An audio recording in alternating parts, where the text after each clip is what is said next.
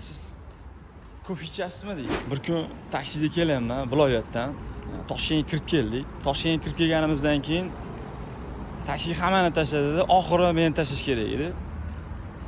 Manzilimizga ozgina qolgan. Aka dedim, shu yo'lda kofe chiqsa olaylik dedim.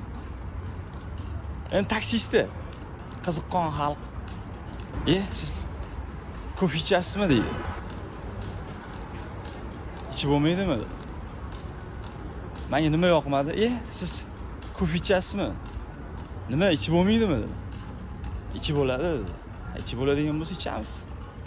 Demoqchi bo'lganimki, haddidan oshgan odamlarni joyida o'tirg'izib qo'yish kerak. Nimaga desa, u fitratida shunaqa bo'ladi.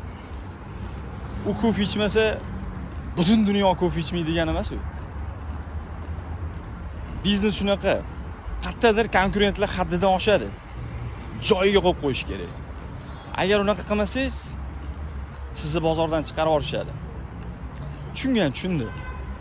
Foydali bo'lgan bo'lsa izohlarda plyus belgisini qoldiramiz.